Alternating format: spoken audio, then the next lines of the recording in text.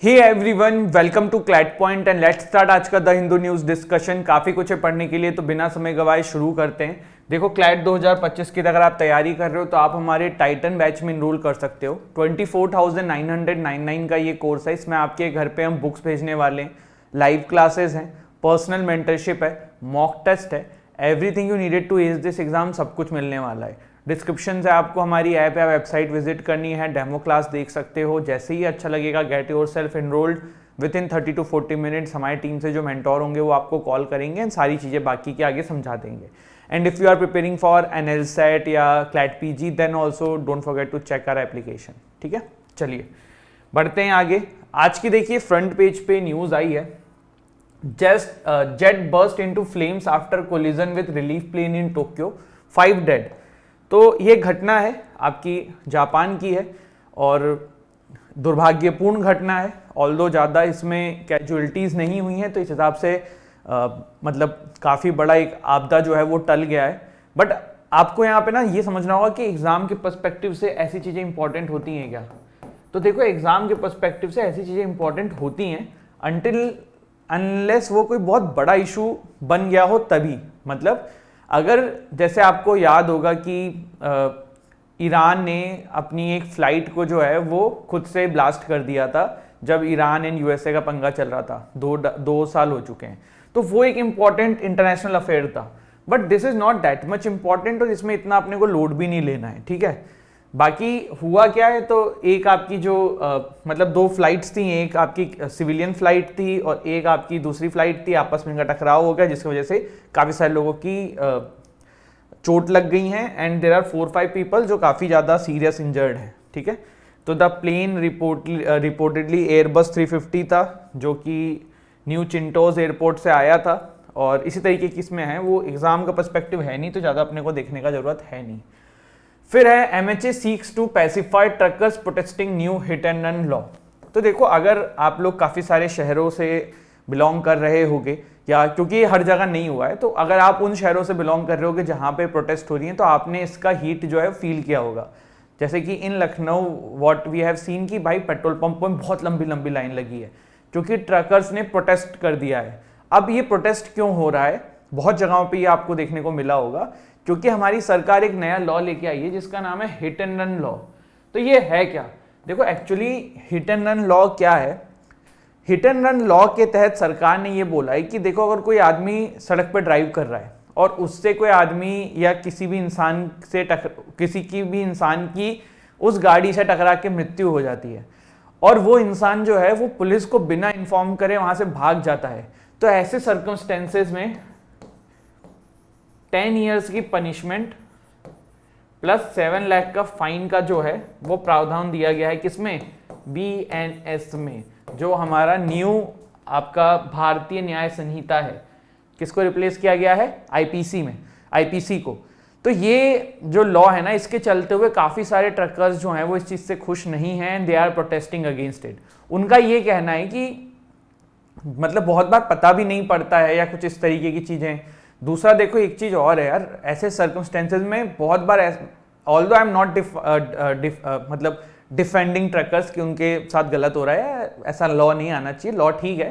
Point यहाँ पे ये ना कि ऑन स्पॉट अगर कभी कभी क्या होता है कि जरूरी नहीं है ट्रक वालों की गलती है, सामने वालों की भी गलती हो सकती है, और ऑन स्पॉट ट्रक वाले अगर रुक जाएंगे ना तो उनको फिर मार भी डालते हैं लोग, जो अगल बगल के गाँव के लोग होते हैं या फिर जो भी अगल बगल के रिलेटिव्स होते हैं, अगर उनके साथ में होते हैं जिनके साथ दुर्घटना घटी है। तो इस तरीके की चीज़ें हैं, तो इसी के अगेंस्ट में काफ़ी प्रोटेस्ट हो रहा है। सारी अपोजिशन पार्टी जो है वो अभी ट्रकर्स के सपोर्ट में ये कह रही है कि भैया आपने स्टेक होल्डर से तो मतलब बातचीत किए बिना ही ये लॉ ले आए। मतलब स्टेक होल्डर यहाँ पे कौन थे? ज़्यादा ट्रकर्स ही हैं, क्योंकि वही लोग भाई रात में पूरे इंडिया से इधर से उधर जाते हैं आते हैं। तो यहाँ पे ये कहा जा रहा है कि भैया उनसे बिना पूछे ही आपने कर दिया, तो ये नहीं करना चाहिए था। और इस तरीके की यहाँ पे काफ़ी सारी जो है वो अलग अलग जगहों से क्रिटिसिज्म हो रहा है। फिर देखिए, free movement regime at Myanmar border to end soon, entry into India will need visa. देखो, अगर आपने म्यांमार वाला इशू पढ़ा है जहाँ पे म्यांमार क्राइसिस है, अगर वो थोड़ा बहुत आपको पता है, या फिर मणिपुर क्राइसिस आपको थोड़ी बहुत पता है, तो आप इस चीज़ को थोड़ा समझोगे। क्योंकि मणिपुर क्राइसिस जब मैं पढ़ा रहा था तो मैंने उस टॉपिक के अंदर ये चीज़ डिस्कस करी थी।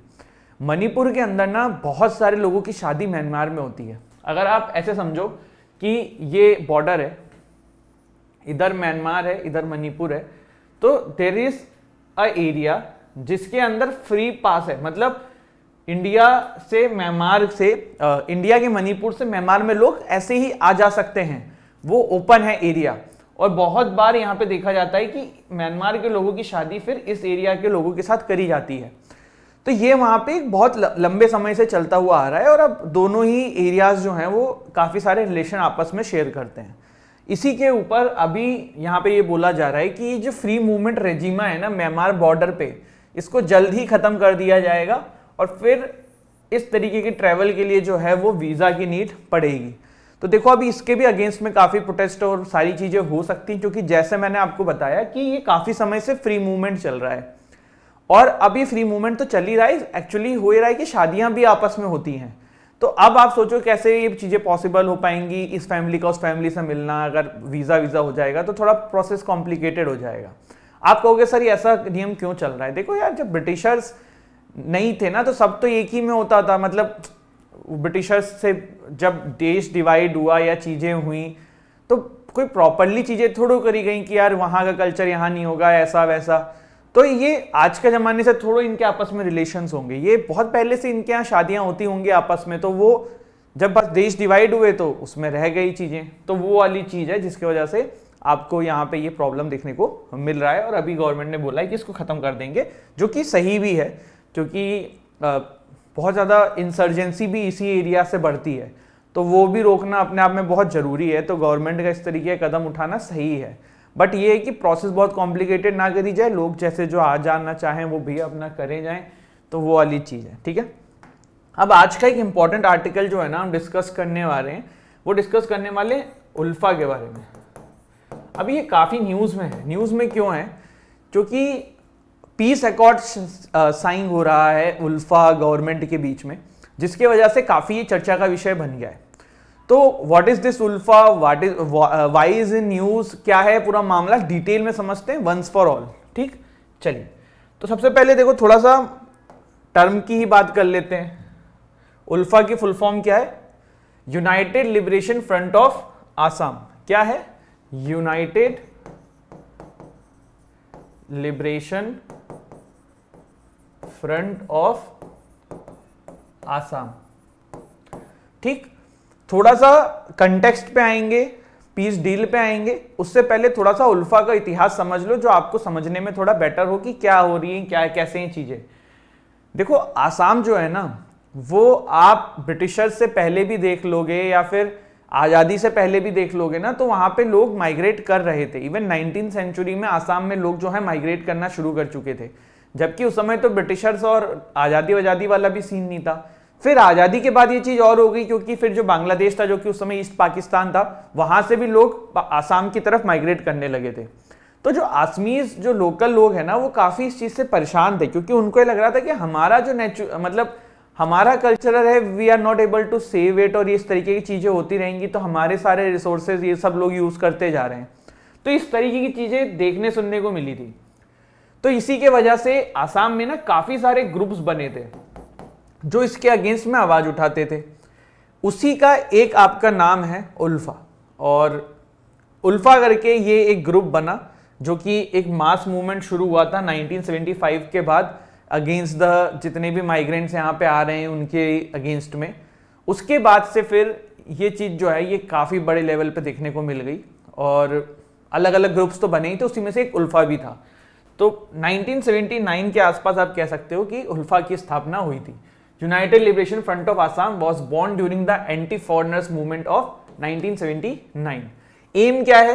देखो एम इनका बहुत सिंपल था। सिंपल ये था, ये चाहते थे भैया हमारे यहाँ पे कोई ना आए और हमारे बारे में कोई सोच नहीं रहा है, ऐसा इनका मानना था, इसीलिए आप हमें आज़ाद कर दो, हम एक अलग कंट्री चाहते हैं। तो इस तरीके का इनका एम था। अभी इनके लीडर्स कौन हैं? तो दो बड़े नाम हैं, एक है अरबिंदा राजकोवा एंड दूसरे हैं परेश बुरा। ज्योग्राफिकल स्प्रेड क्या है? तो देखो म्यांमार में भी इनके अपने कैंप्स हैं, बांग्लादेश में भी थे, लेकिन जब से शेख हसीना जी आई हैं तब से बांग्लादेश में तो लगभग खत्म हो चुका है, क्योंकि she is pro India, but Myanmar में अभी भी चलते हैं। और इनको सपोर्ट आईएसआई के द्वारा भी बहुत मिला है। आईएसआई ने इनको काफ़ी सारा ट्रेन किया है, काफ़ी सारा पैसा खर्च किया है। आईएसआई ऐसा क्यों कर रहा है? ऑफ कोर्स वो चाहता है कि इंडिया में शांति ना बनी रहे, तो इस चीज़ के लिए आईएसआई भी काफ़ी फंड करता रहता है। ठीक है, अदर इंसर्जेंट जैसे मैंने आपको बताया, अलकायदा तक से इनके लिंक समय समय पे निकले हैं। आईएसआई से काफ़ी पैसा लिया है, आईएसआई से ट्रेनिंग भी लेते हैं इनके लोग। आईएसआई ने काफ़ी समय इनको बहुत बार नकली पासपोर्ट प्रोवाइड करा के अलग अलग कंट्रीज़ में बुलाने, ट्रैवल कराने इनके लोगों को काम किया है। ऐसे पास्ट में रिकॉर्ड्स हैं। इम्पैक्ट क्या है? तो देखो भाई, काफ़ी समय से ये चल रहा है और ये कोई ऐसा ग्रुप नहीं है कि प्रोटेस्ट कर रहा है। ये जो ग्रुप है ये इंसर्जेंसी कर रहा है, वायलेंस कर रहा है। तो इसके चलते हुए काफ़ी समय से बहुत सारे लोगों की जान जो है वो इस पर्टिकुलर प्रॉब्लम से मतलब जा रही थी। तो गवर्नमेंट ने इनसे बात करना शुरू किया कि बात करके प्रॉब्लम को सॉर्ट आउट करते हैं, जल्द से जल्द चीज़ों को मतलब निपटाने की कोशिश करते हैं। इस तरीके की चीज़ें गवर्नमेंट ने करने की कोशिश करी, लेकिन हो नहीं पा रही थी। काफ़ी कोशिशों के बाद सारी चीज़ें जो हैं इधर उधर हुई। गवर्नमेंट ने क्या क्या मेजर्स लिए इसको ख़त्म करने के लिए? तो पहले देखो, मिलिट्री मेजर्स लिए। ऑपरेशन बजरंग करके 1990 में चलाया गया था, उसमें काफ़ी सारे उल्फा के इंसर्जेंट्स जो हैं उनको ख़त्म किया गया था। आफ्सपा एक्ट जो है वो लाया गया था असम में इन्हीं चीज़ों को रोकने के लिए। आफ्सपा पता ही होगा, armed force special power act. इसके बाद स्ट्रेटेजिक मेजर लिए थे। उल्फा के काफ़ी सारे लोगों को कहा था कि आप सरेंडर कर दो, we will provide you perks and सारी चीज़ें। तो उल्फा के अंदर ही एक अलग सेगमेंट बन गया था जिसका नाम रखा गया था सरेंडर उल्फा, सुल्फा 1992। तो काफ़ी सारे लोगों ने उसमें फिर सरेंडर भी किया था और काफ़ी सारे उल्फा के लोगों ने गवर्नमेंट के लिए उल्फा के जो दूसरे लोग थे उनको मारा भी था। तो इस तरीके की चीज़ें गवर्नमेंट ने अपने तरीके से कोशिश करी है। बट उल्फा के ना फिर विथ टाइम क्या हुए, दो विंग बन गए। एक उल्फा का वो वाला विंग जो पीस चाहता था, जो बातचीत से सॉर्ट आउट कर सकता था चीज़ें और वो चाहता था। दूसरा था कि वो वायलेंस को त्यागने को ही तैयार नहीं थे। तो इस तरीके से गवर्नमेंट के पीस टॉक्स में जो उल्फा का बातचीत वाला जो ग्रुप था ना, जिसको Rajkhowa led pro talk ULFA faction बोल सकते हैं, मैंने बताया ना 2 लीडर हैं अभी, उसमें जो राजकोवा वाले जो हैं वो पीस टॉक्स चाहते हैं, वो नॉन वायलेंट से चीज़ों को सॉर्ट आउट करना चाहते हैं। तो 2011 से बातचीत शुरू हुई थी, बट कुछ इतना पुख्ता चीज़ निकली नहीं थी। और जो ये उल्फा का राजकोवा जी वाला विंग है, इन्होंने 12 पॉइंट चार्टर दिया था गवर्नमेंट को कि हम ये चीज़ें चाहते हैं, आप इन चीज़ों को करिए। तो गवर्नमेंट ने उस समय इतना कुछ किया नहीं। अब 2023 में गवर्नमेंट ने इन चार्टर को मान लिया है। अब जैसे इसमें गवर्नमेंट ने कहा है कि हम 1.5 लाख करोड़ तक का इन्वेस्टमेंट करेंगे आसाम में, है ना। प्लस ये भी कहा गया है कि इंडिजियस लोगों को I think if I am not wrong 80% के आसपास लेजिस्लेटिव असेंबली के इलेक्शंस में रिजर्वेशन मिलेगा। तो इस तरीके की चीज़ें गवर्नमेंट ने यहाँ पे रखी हैं और वो मान के भी तैयार हैं। तो अब आप सोच रहे हैं कि क्या सर ये प्रॉब्लम सॉल्व हो चुकी है? देखो, प्रॉब्लम सॉल्व नहीं हुई है, क्योंकि मैंने आपको बताया कि उल्फा अब 2 भागों में बढ़ चुकी है। तो एक भाग जो पीस के थ्रू चीजें चाह रहा था, वो वाला भाग तो चलो रेडी है, वो मान गया है कि हाँ यार चलेगा, हम ठीक है, ये वाला एक अच्छा चीज हुआ है। लेकिन जो परेश बरुआ है, जो कि वायलेंस वाला चीजें कर रहे हैं, जो आईएसआई के टच में है, अलकायदा की मदद ले चुके हैं, ये वाला उल्फा जो है आज भी उसी तरीके की एक्टिविटीज में इन्वॉल्व है और उसी तरीके की एक्टिविटीज को अंजाम दे रहा है। तो यहां पे एक चिंता का विषय है सरकार के लिए कि ये क्या हो रहा है। जब तक ये देखो पूरा मामला सॉर्ट आउट नहीं हो पाएगा ना, तब तक हम ये नहीं सोच सकते कि कॉन्क्रीट कोई रिजल्ट निकल के आएगा। तो दिस इज अबाउट उल्फा और आई होप आपको ये क्लियर हो। इसके बाद देखो, एक नया आज से हम एक चीज शुरू कर रहे हैं। मैं बीच बीच में ना आपको कोई ट्रिक्स भी जो आपके एग्जाम में काम में आएंगी ना, वो बता दूंगा। बहुत बार एग्जाम में ऐसे क्वेश्चंस आते हैं कि भाई फलाना ये जो है ये किस स्केड्यूल ऑफ द कॉन्स्टिट्यूशन में है, किस स्केड्यूल में है। तो इसको याद करने का एक शॉर्ट ट्रिक है, आप में से कुछ को पता होगा, जिनको नहीं पता है वो ध्यान रखना। Tears of old PM. अगर आप टीयर्स ऑफ ओल्ड पीएम शब्द याद रख पाते हो, ये लाइन याद रख पाओगे, आपका कभी भी स्केड्यूल कौन सा है ना, ये गलत नहीं होगा। आपको करना कुछ नहीं है, टीयर्स ऑफ ओल्ड पीएम ऐसे लिख देना है, ठीक। टी से बनता है टेरिटरीज, ई से बनता है इन्वॉल्वमेंट मतलब सैलरी एंड ऑल, ए से बनता है अफर्मेशन एंड ओथ, आर से बनता है राज्यसभा, एस से बनता है स्केड्यूल्ड एरियाज, ओ से बनता है other tribal areas, federal list, official language, land reforms, defection जो कि 1985 में आया था 52nd अमेंडमेंट में, देन आपका panchayat 1992 73rd amendment, and then municipalities 1993 74th amendment. अगर आप ये याद कर लोगे ना, क्योंकि एग्जाम में एमसीक्यू में सिर्फ यही पूछते हैं कौन किस शेड्यूल में था या क्या था, तो आपका काम हो जाएगा। तो ये स्टेटमेंट याद रखना, टीयर्स ऑफ ओल्ड पीएम, अगर ये स्टेटमेंट आपको याद हो गई तो फिर तो बिल्कुल बल्ले बल्ले, ठीक है। तो चलिए एक बार रिवाइज कर लेते हैं जल्दी से। आज हमने क्या पढ़ा?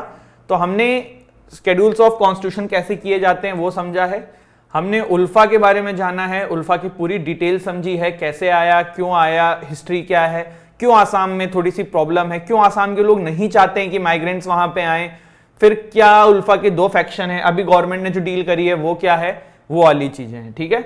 इसके बाद हमने म्यांमार बॉर्डर पे जो फ्री ट्रेवल हो रहा था वो बंद होने का देखा, हिटन लॉ जो है नया वो आया है, उसके बारे में जाना है। Then this is a short news, ठीक है।